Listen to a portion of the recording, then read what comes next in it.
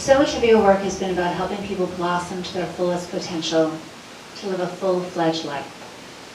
I remember visiting your amazing Isha school, which reflects many of the values that Sir Ken has described. And I wonder if you can tell us, in your view, what makes for a perfect school? And how does Isha or any of your schools address the natural longing in a human being to know? I'm glad that there's no perfect school anywhere,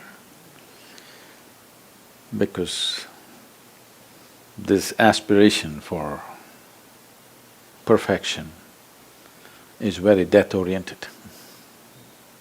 It's something that most people have missed. The nature of life is, it's never perfect. Only death is perfect. Never has death happened imperfectly. Never has life happened perfectly. If school is about life, then there is no perfect school. Having said that,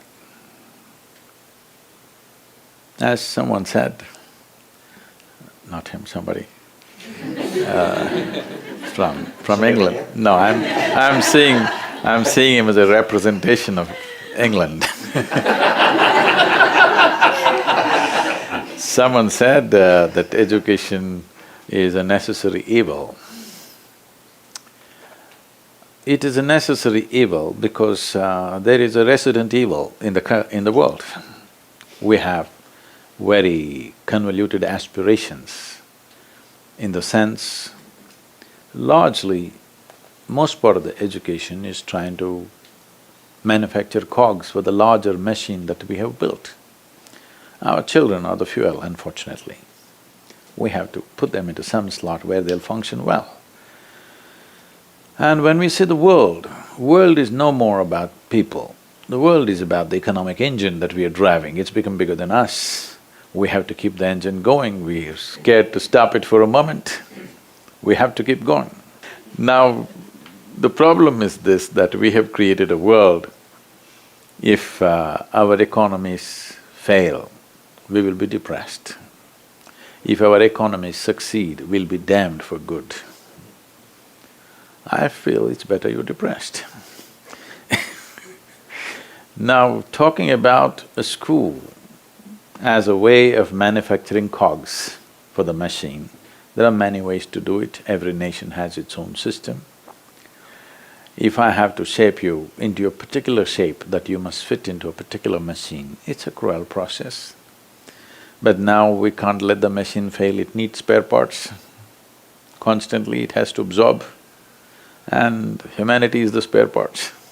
So our children are the fuel and the machine parts which go into this to run the larger machine, that's one aspect. So this is why I have addressed education in three different dimensions, which people around me are still trying to grasp why these three different things. There is one form of education which is called Isha Vidya, I think they might have showed something about that. This is for the rural masses in India, where the problem is they are in an economic and social pit which they cannot get out by themselves. The only ladder for them is education, employment-generating education. But there are reasonably well-to-do people where they might have gone through that in the previous generation, but this generation need not think about how to earn my living. They have to look at how to expand who they are. So we have Isha Home School, which caters to that, because this kind of education costs money. So only people who can afford it can do that. Costs money means not like how it costs here. By Indian standards, it costs money. And there's another form of education where people are not interested in serving this machine or that machine, they want individuals to blossom. So we have Isha Samskriti, where there is no academic education of any kind. They only learn music, dance, art, Sanskrit language, Kalari, which is the mother of all martial arts, and classical dance, classical music, yoga, English language as a passport to the world. So these children are a treat to watch. This is how children should have been. Just to give you a glimpse of what it is, at the age of 15, for 3 years they go into monastic life. Compulsorily they must go on, compulsorily they must come out at 18. They cannot continue.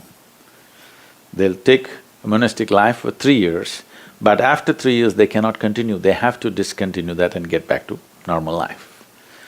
This is for discipline and focus. So I was to initiate these 15-year-olds and these 60 days they are going through from morning 3:30 to 9 in the evening. They are going through almost 8 hours of meditation, varieties of sadhana, completely silent for 60 days. 15-year-old kids, totally silent. So I want to… just another 5 days left for the initiation, I want to see how they are, and I go there at 3:30 in the morning to see them. All these kids are just sitting like this, unmoving. I just looked at them and they were literally glowing.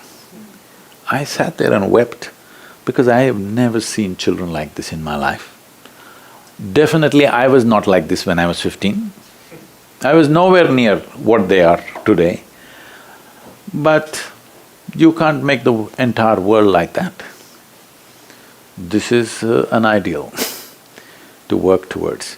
The idea of this kind of schooling is just to develop human body and human brain without any intention. Without any intention as to what they should become. They can become whatever they want.